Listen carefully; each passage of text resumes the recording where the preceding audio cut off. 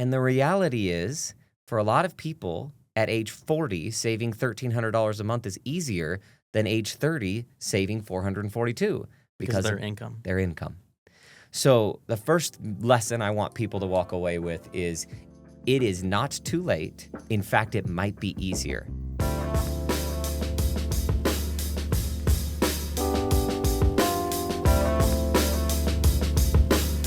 Welcome back to the Zacc Call Money Education Channel. This is The Guided Path, Season 1, Episode 6. So last episode 5, we talked about beginner financial planning for people ages 25 through 40. And today we're moving on to investors ages 40 through 60. Am I right? Yeah, and it transitions a little bit from beginner to what I would say is intermediate to expert financial planning. Right. It starts to get real. Right. So because of your age and your proximity to retirement, you have to make higher consequence decisions. All right. And so it's different. Right. Okay, well, this is super new to me, and so let's just get going. I'm Tony Inkley, by the way. I am the media producer here at Capita, and so I'm very new to this world. And so Zacc's going to be teaching me today, and as well as, you, the viewers. Yeah, and I'm Zacc Call. I'm the president of Capita Financial Network. I literally had a meeting that just ended, and I have one in 30 minutes, 30 to 40 minutes. So we're going to do this fast. And this is our second, we call this our hobby rather than the day job. But hopefully you all are enjoying this. So where we are at in the process, we've just covered financial planning for ages 25 to 40. And when people say financial planning, I don't think they fully realize that one of the core and probably the biggest aspects of financial planning is what are you doing with your income? I don't think people realize this. They think financial planning is this really broad topic, and it is.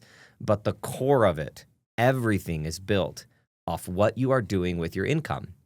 Meaning, are you investing it? Are you spending it? Are you saving for a particular goal? Is it college? Is it retirement? What is it? What are you doing? And the tool with which you build wealth, the tool with which you build safety and security, is it always initially starts with your own income. Then in the future, you're able to recreate your income from your savings and your portfolio. That's called retirement. Right. So the idea is your income is your tool.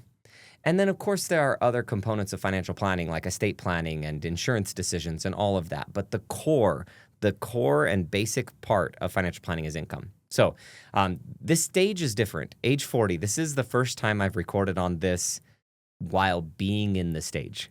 Normally, I've been talking about this as if it's something in the future that I'll be dealing with later, and I'm now in this window. I'm just barely in this window, and it does feel different. My daughter's about to go to college within about a year, and she's really interested in playing college soccer and plays competitively. Tomorrow we fly to California for a weekend of tournaments and tournament games, and so it consumes our lives. I really don't care if she plays or not. I want her to have a good experience and get a good education, and I've committed to paying some of her school. But that's part of my decisions right now.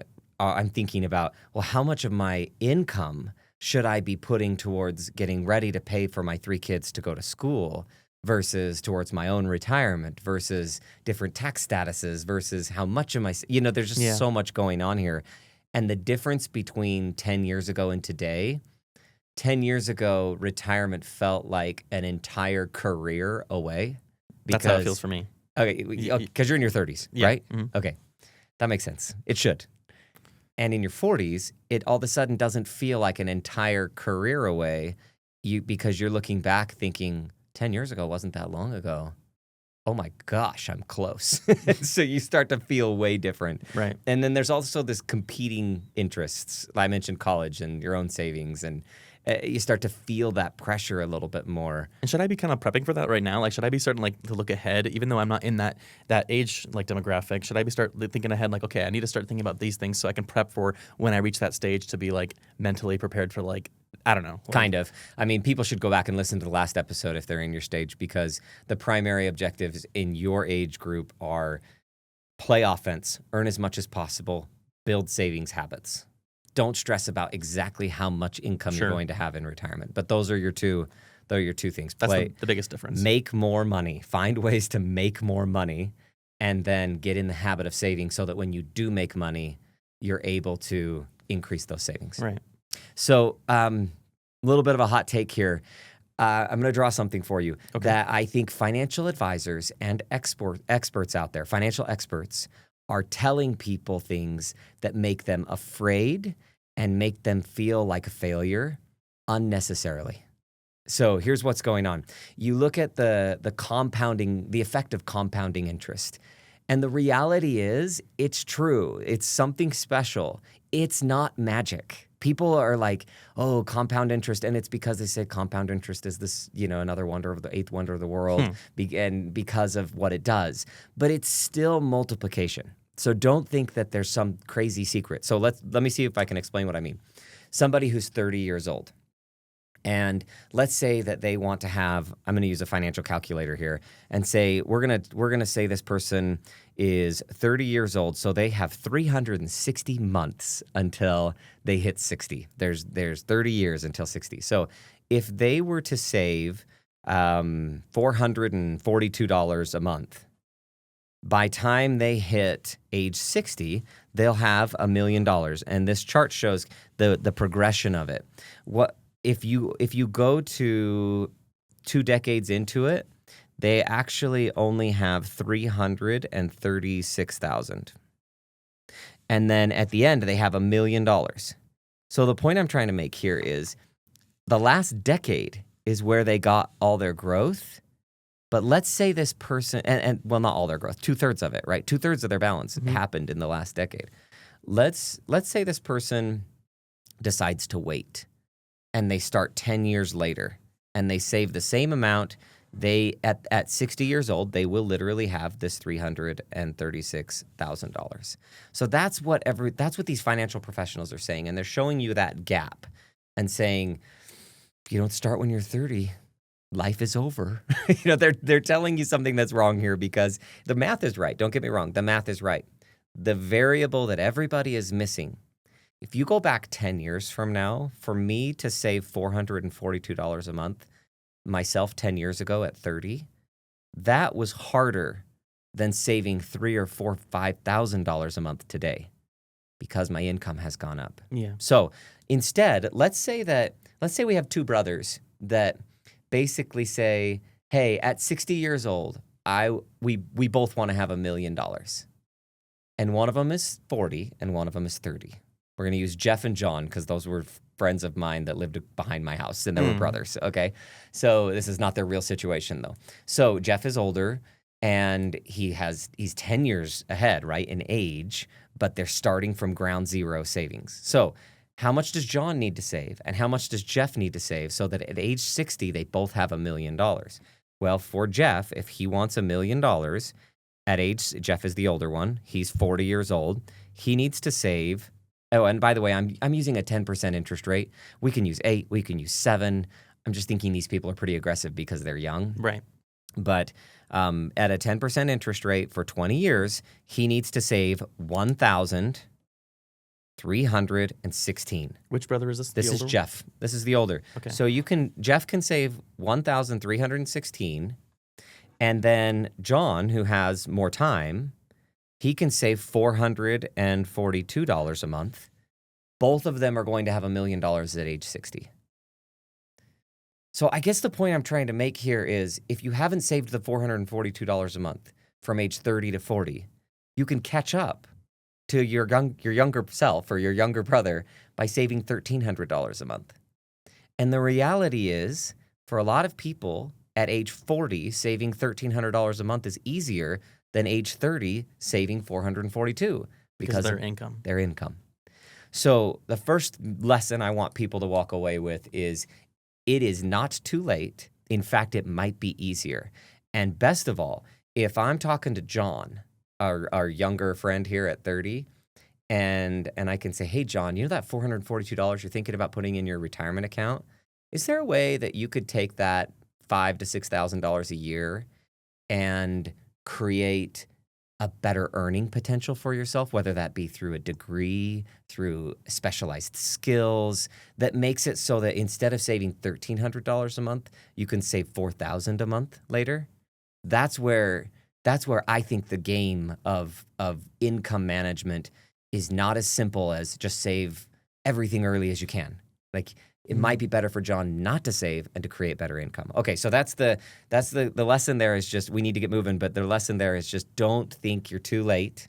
Now, if you're 40 and you run the projections and you're like, I don't know how I'm going to save this much. Yeah, now it's crunch time. You got to figure out how to make more money fast. Yeah. And also at age 40 to 60, you should be at the point in your career where you know some things. You know you have specialized skills or knowledge. You should be taking that and using it to the best of your abilities. Like, Tony, you're incredible with Premiere, which is an Adobe product that is putting this video together, right? And any visuals that have just shown up on the screen, Tony created. Like, those are specialized skills that no one else here at our firm has. So the idea is, how do you develop those and get them to the point where you make more money because of it? And that's the idea. So that's what you're working on in your 30s, 40s. Okay, so let's get on to you're moving from a transition age 40 to 50. You're moving from how do I just save as much as possible and make as much as possible and get it so that I have maybe, quote, enough. And then we're shifting to how does it actually work? Sure. Like, how am I going to get that money back when I retire? Now, I'm not retired yet. I'm talking as if I'm the person thinking in this group. They might be 55, 50, whatever. They're not retired yet, but they need to start thinking about how it works. So what I mean by that is most retirement tools and projections when you're in your 30s, they do this ramp up, and then there's this retirement moment, and they don't really look at what happens after that. Like, it's almost like retirement date is the end. And when you get to this stage, it's the halfway point in your projection. You're modeling the ramp up, and then you're modeling the glide path all the way till death. And so you basically had blinders on beyond the retirement date. And in this age, your projection should start to look at all of that. You don't need to make all your decisions. That's for when you are 55 to 75. That's what the rest of our guided path is for, right? But you should at least start modeling out the time after retirement. That's how this stage is different. So we're going to go into specifics around, like, what should you be doing? How should you be thinking about it?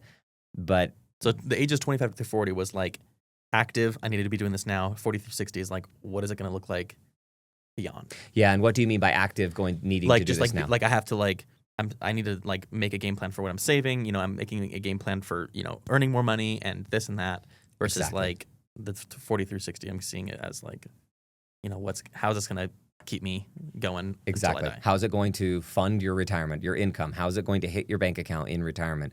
You actually have to start thinking about that. When you're 25 years old, it's a useless exercise to be like, I think I'll take Social Security early.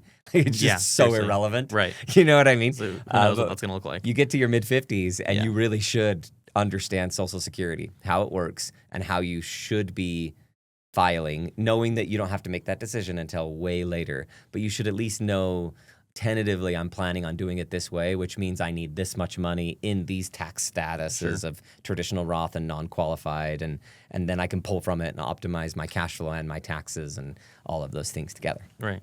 So let's talk about how you start to set that up. So in order, you're going to start laying the groundwork of a projection, of a predicting the future. This is what the role of financial planning in many cases is, to try to predict the future, making a ton of assumptions, and then the next year you try to predict the future again, and then you try to predict the future. That's all you're doing in financial planning, is just predicting. So you're going to look at your debt first, debt inventory. You're going to look at what debts do you have today that will disappear before retirement? What debts do you have today that will disappear after retirement? And what debts do you have today that you don't ever plan on having them disappear? And some of this is personal preference, but of course, we've talked about in previous episodes around you should be paying off your high interest debt like right away. And we'll go through some of those things, but that's more basic financial planning. This is, at this stage, you should be down to the core, I don't want to call it good debt, but the core not bad debt. Do you know what I mean? Like your home and car. Yeah. Like you should be, student loans, you should be working, especially if you get into your 50s with student loans still, that gets tricky. It happens, but that gets tricky. But you should be between 40 and 50. Like all of that should be consolidated down to, I pretty much have my mortgage, may or may not have car payments and car loans. And that's what you're shooting for on debt. Okay, so you do a debt inventory. You should be knowing how much is there, and I'm talking about cash flow, the payments on your debt.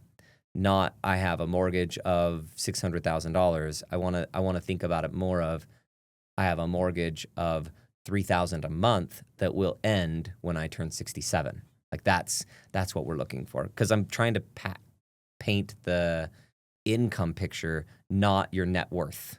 There's a difference between your income and your expenses. That's like an ongoing record of what's happening, and your net worth is a snapshot of everything you own versus what you owe and how much you're worth. We're setting net worth aside and we're doing income and expenses right now. Okay, so your next step is what we call your burn rate, your expenses, whatever you want to call it. It's basically what it takes for you to have all of your essentials met, the unexpected stuff met, and money to do fun things. Whatever that means to you. That's different for everybody. So people will ask that question all the time. How much should I expect to spend in retirement? Whoa. What state do you live in? Do you like to go out to Chili's or the couple $100 steakhouse for two people? Clearly I didn't know a name of the second option. Ruth's Chris, let's say. Okay, there you go. Apparently we go to Chili's. Yeah. But I don't even go to Ruth's Chris. So. But anyway, so that's the point, is like, who are you? How do you spend? What do you do? And I'm lying. I actually love really good food, but I just apparently didn't know that.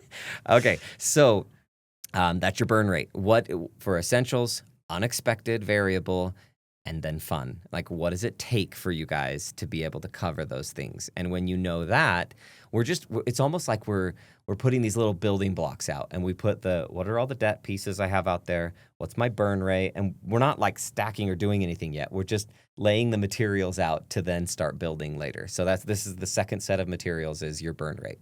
The third is finally now your assets, your net worth. So we're taking how much do you have in retirement accounts? How much do you have in non-retirement accounts, like just a regular investment portfolio? Do you have rental properties? Do you plan on keeping those rental properties forever? Do you plan on selling them at any point? Like, what are your thoughts around like each little asset that you have? Do you have?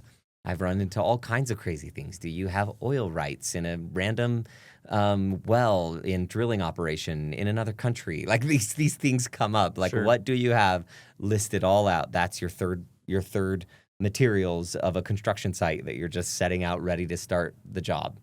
Okay, so then once you've done that, you also want to, within the materials of your assets, you want to separate those into things like the tax structure. So specifically, you have a 401k, but some of that's probably traditional and some of that might be Roth. We want to know how much is each. It's not okay from a planning standpoint to say, I have $500,000 in my 401k. We want to know, okay, but is that $25,000 tax-free and $475,000 that's all taxable in the future? Or is it like half and half? Sure. We want to know the composition of Roth versus traditional. Right. And okay, so then that third category was your assets, the inventory of it, and the tax status of each.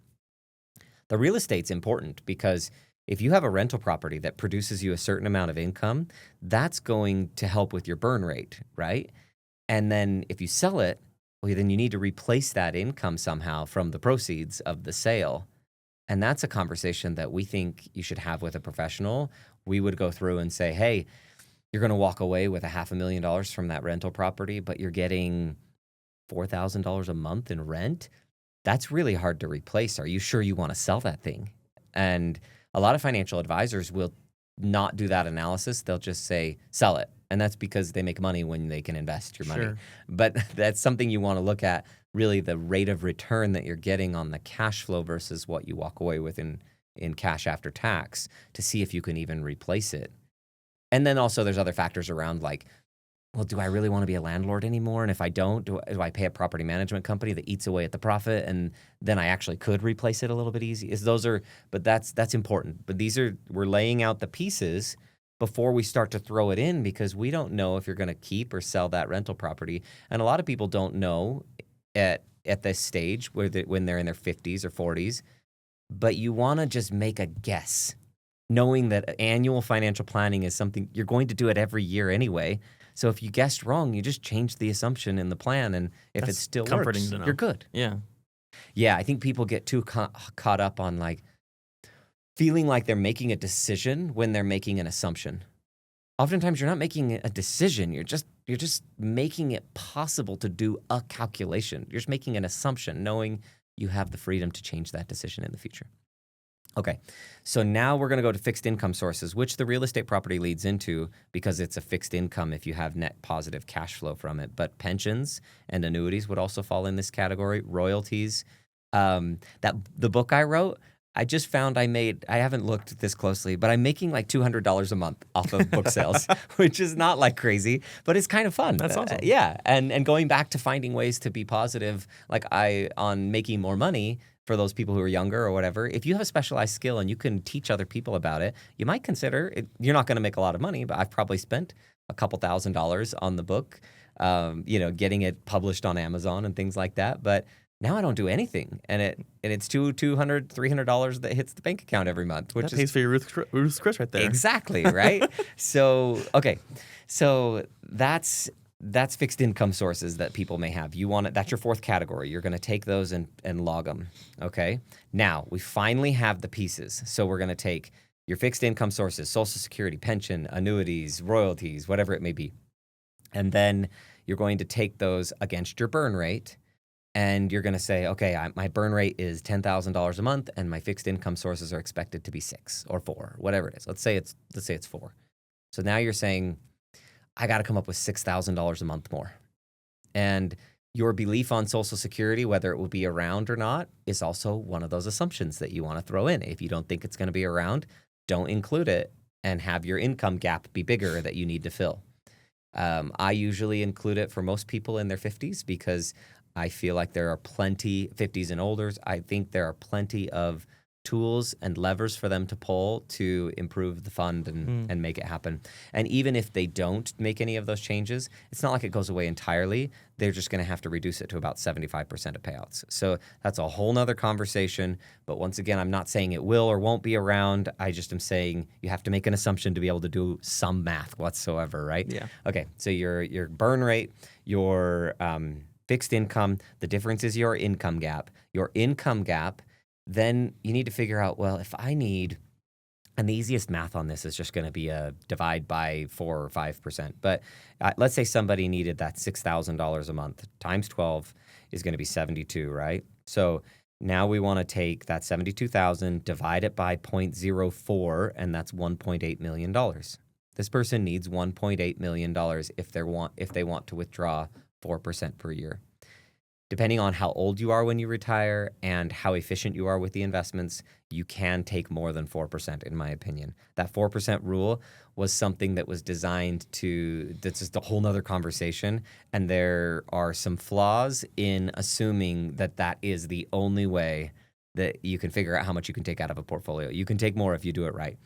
But that's a conversation for another day. 4% is an easy way to say that's a conservative number. So $6,000 a month, $1.8 million nest egg. That's what we're shooting for. So now we know how much you have. We know how much of a portfolio you need to have. We know how much you're going to have in income. And we know what your burn rate is. We have all the pieces sitting here to be able to say, are we on track with, let's say you have $500,000 in your 401k, like we said. Are you on track to hit $1.8 million in today's values?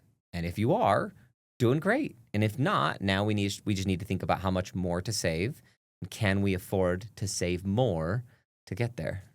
And that will take care of it. Like that's your income gap, your target portfolio. And we've done most financial advisors are doing some version of that in software.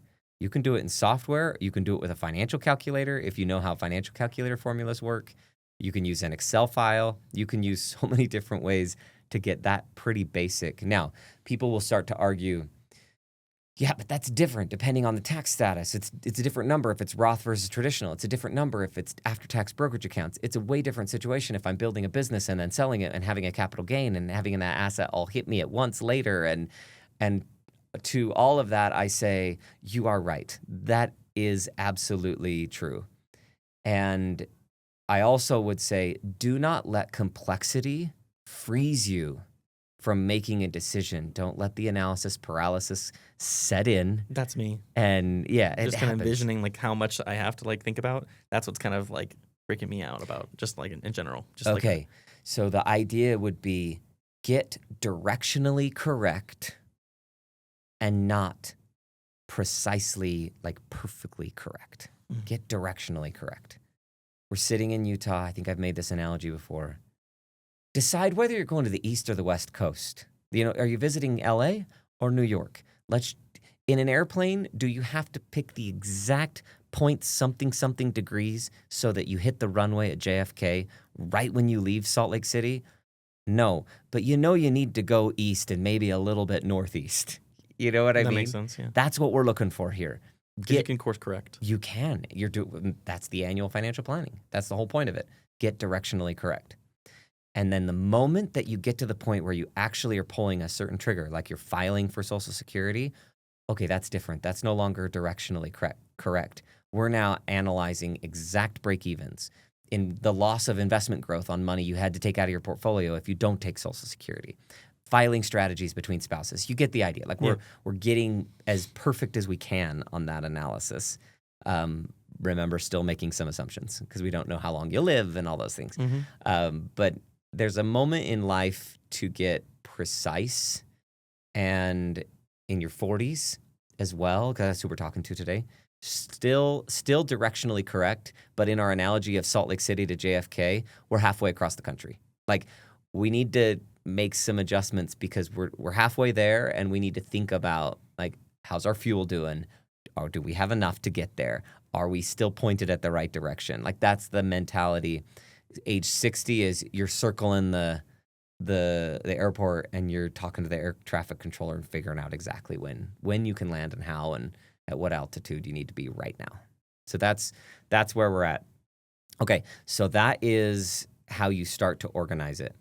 Now, in terms of concepts that generally work for most people, this isn't individual financial advice, and we usually say something like, for disclosures, find them in the website link and all of that, right? This is meant to be general education and things that work for most people. And for your specific situation, of course, you're welcome to talk to us, and we do free consultations with people like that. Okay, but the priority of savings, and this is inspired by that book we talked about a minute ago in Project 2 and 3. It's 7 prosperity projects that walk you through steps you need to take in order to be financially prosperous.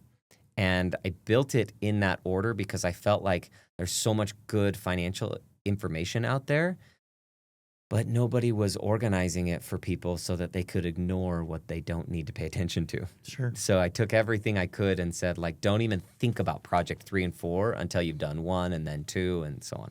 So Projects 2 and 3 talk about a lot of this, like where to put your dollar. And again, going back to the concept of your income is your tool to create wealth.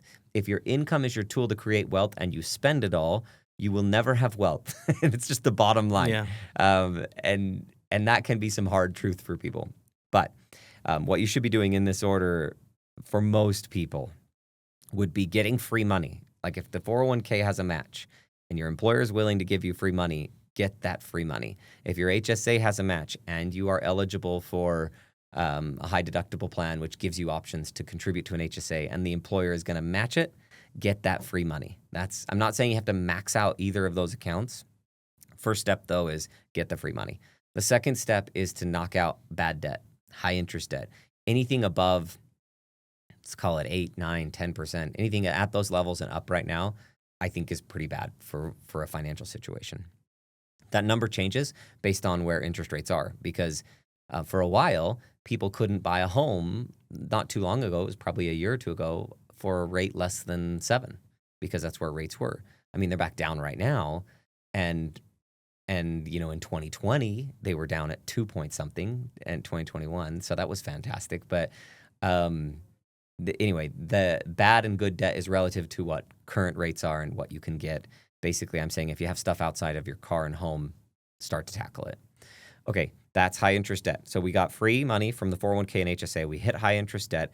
And then if you are participating in the HSA because you're eligible, and then now I would max that out. That's better than your 401k because it's triple tax-free, goes in tax-free, grows tax-free, comes out tax-free. We've talked about that before as well.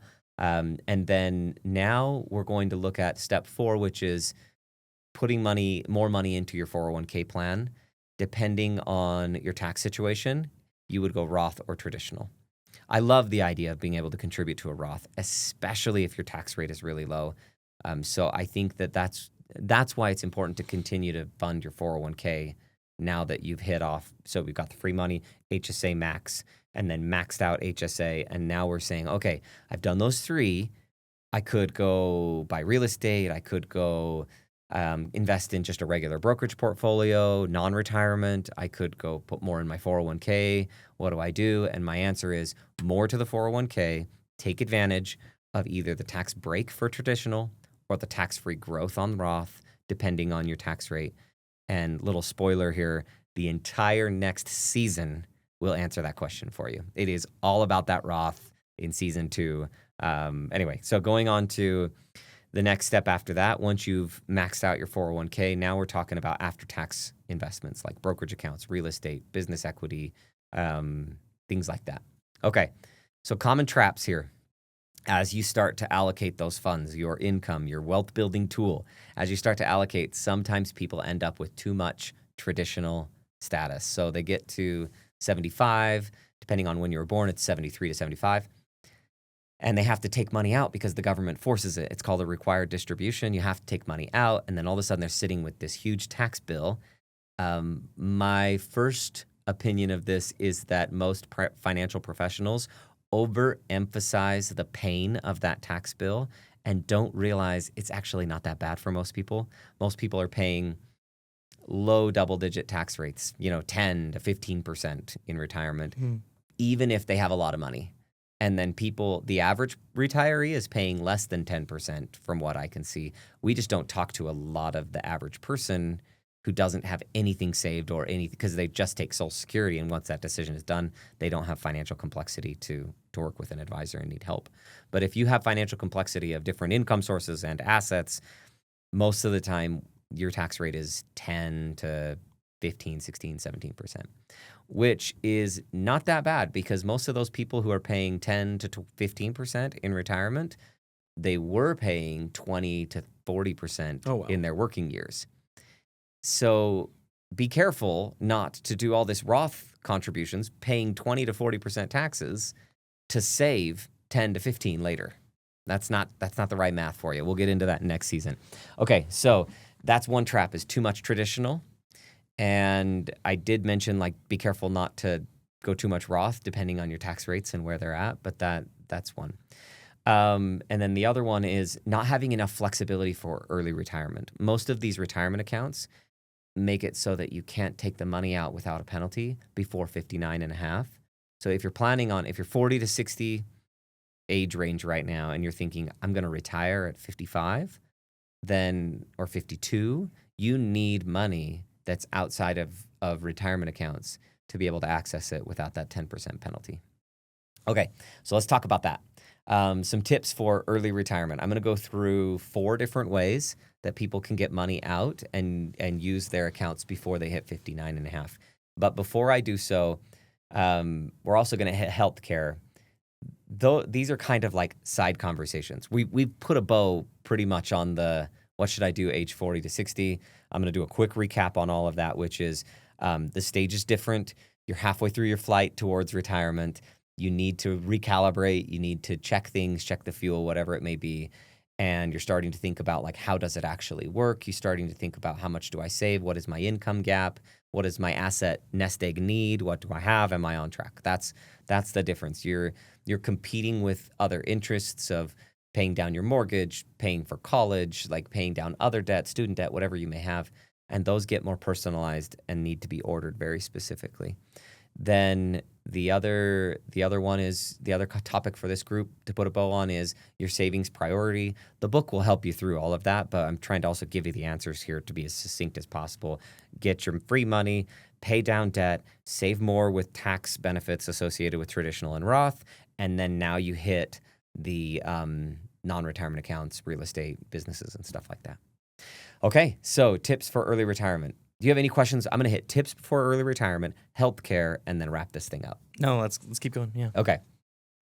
Tips for early retirement. So if someone just knows that they're going to quit work and they know they're going to need to take money out before 59 and a half, there are a few things they can do beforehand and a few things they can do after that will make it so they don't have to pay the 10% penalty on withdrawals from retirement accounts or just withdrawals in general. One is called the rule of 55, and you don't need to do anything in preparation other than know how the rule works.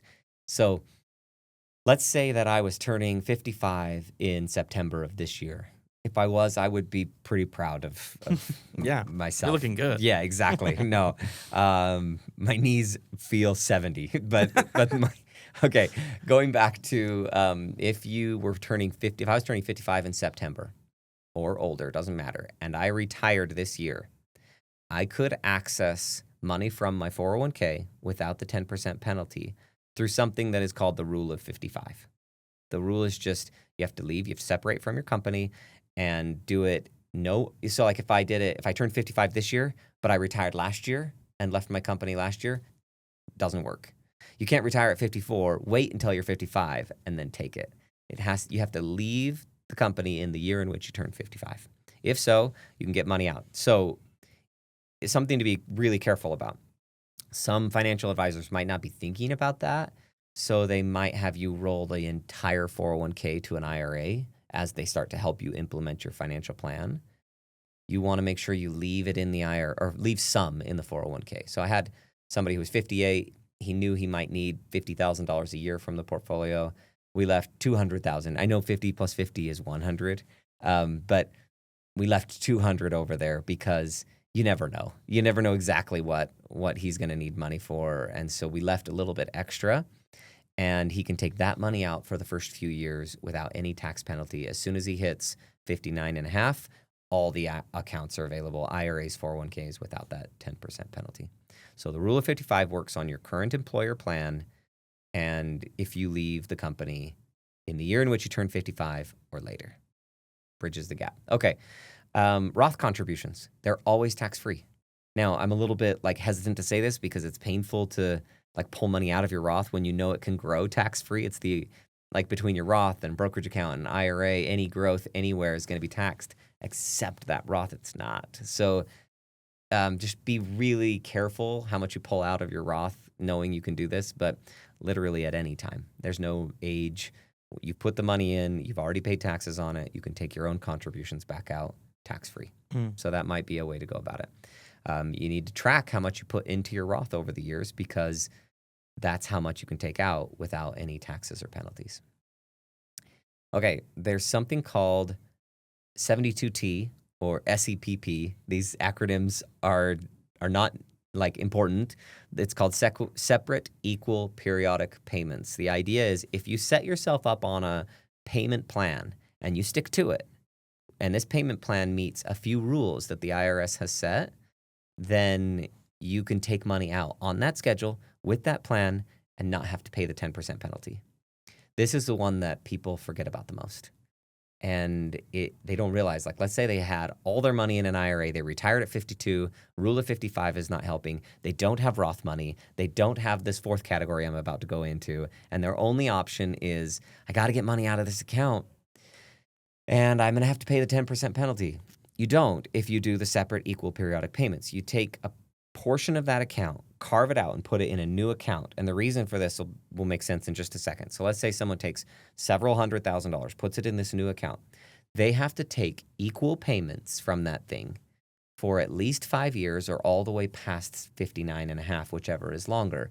And if they follow those rules and they take the amounts that the IRS allows and they don't ever change it, they don't take more, they don't take less from this account, they're fine. No 10% penalty. They mess it up and they'll go back and they'll penalize all the money that came out. Oh, gosh. So you really want to follow these rules carefully on how you do 72T. And I think that's part of the reason people don't do it is because it feels a little bit risky, I don't want to mess it up. But once most of these brokerage firms, they have automatic withdrawal plans. You can fill out a form and say, send me this amount per month until I tell you to stop. And the only thing you have to remember is to not touch it and not do anything with that plan until you reach the time period in which you can actually stop taking those payments. But most people, after 5+ years, they still need income, so they just leave it and they keep going with it. Okay, that's 72T, or separate equal periodic payments. And the reason you separate them is, let's say someone has $1 million and they want to do this with $200,000, and let's say they are 57. So they're going to do it for 2.5 years until they hit 59, but they have to keep doing it on this portfolio because of the rule. It has to go at least 5 years. So if they had it all lumped together, they couldn't take any more when they hit 59.5 from the entire pot. But breaking it apart makes it so that they still can access the 800,000 at 59.5. And the 200 is over here on its 72T plan. So it's nice to separate them from an account. I actually don't like, in general, I don't like when financial advisors separate all the accounts into all these account numbers based on the investments. Because it's like, well, the only reason I need 7 accounts is because you guys can't do it all in one. And that's, I mean, I try to limit it as much as possible because it's more tax reporting, it's more complicated for a client, except this one. This one you separate so that the client has control and freedom over what they do in the future. The last one is just normal brokerage accounts. So you put money into a non-retirement account, like a joint account, an individual account, take it out whenever you want. You just always are paying the taxes on the interest every year as you get those reports, the 1099 reports, or dividends or capital gains if you sell. So it's fine. It's just money that can go. People don't realize they can still save. I hear this all the time, like, well, I've maxed out my 401k, so I guess I can't save anymore for retirement. It's like, well, wait a second. You can save $1 million a year if you had it for retirement in a brokerage account. In fact, the wealthiest people I know, when you look at their accounts across like the tax structures, their 401ks and IRAs are big because they maxed them out every year, but their brokerage accounts are bigger because they invested maybe $100,000, $200,000 a year into that thing. Wow. So that's those get to the millions. So once you have, like, for example, it's rare to see a 401k over $4 or $5 million because of the contribution max. And that if you've got a 401k that's over $5 million, your employer gave you a lot of money, or you're a dang good investor. Like, well done.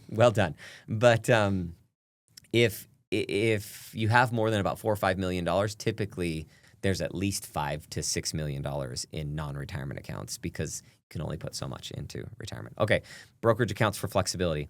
Let's hit healthcare, and I think we've hit most of the topics. People will delay retirement because they do not have a healthcare plan prior to 65 when they can get on Medicare. And I think a lot of people don't realize that the Affordable Care Act created an exchange that you can get a healthcare plan, and most retirees we talk to get a subsidy. So you can actually benefit from the subsidy to the tune of like $1,000, $1,500 a month towards your premiums that you don't have to pay because your income is low. And low is relative. It used to be at $78,000, no subsidies were given to you once you cross that line.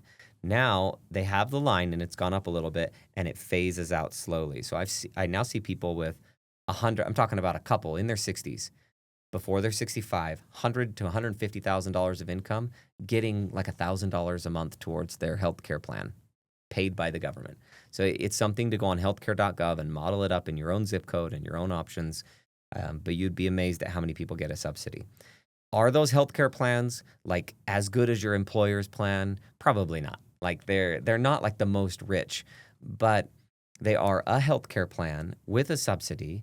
What's left over in terms of the payment is probably not crazy, and it's probably more expensive than your job's plan, but it's probably not crazy.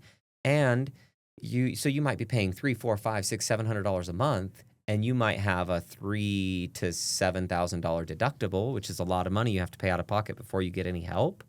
But that's not terrible. And if you have enough wealth that's not a huge risk to you, you might be making a mistake delaying retirement till 65, and you don't know, are you going to get sick? Is your spouse going to get sick? Is life going to change? Like, could you have done the traveling you wanted to do from 60 to 65 a lot easier than 65 to 70? Like, you don't know. So I'm not saying that healthcare is cheaper or better. I'm just saying it's not prohibitive. It's not necessarily going to prevent you from being able to retire. So that's important to understand. Check your employer plan at work, see if it can continue through retirement. Medicare is actually pretty dang good for a lot of people. And I know we're going to get comments that are like, I hate Medicare. Yeah, it's not perfect. It's not perfect. But a lot of people would hop on Medicare compared to their Right. normal plans because it's a little less expensive and it's funded and supported and subsidized by the government. That's a whole different issue. And whether we're spending the right amount on that, again, that's a whole nother issue. But it's not bad for the retiree. Okay, let's wrap this up. Directionally correct. You talked about this, like the analysis paralysis and Right. getting stuck with too many details. Get directionally correct, not perfect, knowing you can adjust in the future. Know your numbers. Lay out all the materials to this building plan. Get to know your cash flow, what you need to be able to spend. Get to Your know burn your rate. assets. Yes, your burn rate. Get to know your debt. Get to know a few other factors like that. And then go through, what do I do with my next dollar? And then automate it. Get it set up so you don't have to make a decision. Do not rely on your willpower to save every month. Just fill the form out at the bank, at the brokerage account, wherever it is, and make them do it automatically for you. And just like your bills, you'll get used to it and it'll work. Going back to, if you feel like you're starting late, it doesn't matter. Like, you're actually probably in a place where you can save more than you could have before, and you might be able to catch up by the same time frame anyway. It doesn't even matter. You can't change the past. Like, even if you were behind, let's model out what you can do in the future. Start today and make it happen. And then early retirement planning. We talked about how to get money out of your accounts early. And then the last thing is really what's coming next. So this is the last episode of the first season of the Guided Path, which is all about income planning and handling your income.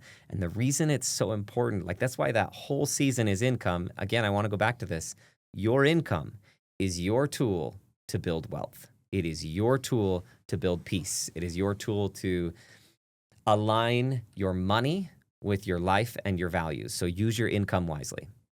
And next season is all about that Roth. We have had quite a few hits on different either guest appearances I've done or conversations I've done on the topic of Roth in particular, and how most people are doing really bad math when it comes to whether Roth is right or whether traditional is right. And the answer is neither are right. Just don't do the wrong math. That's my problem with it.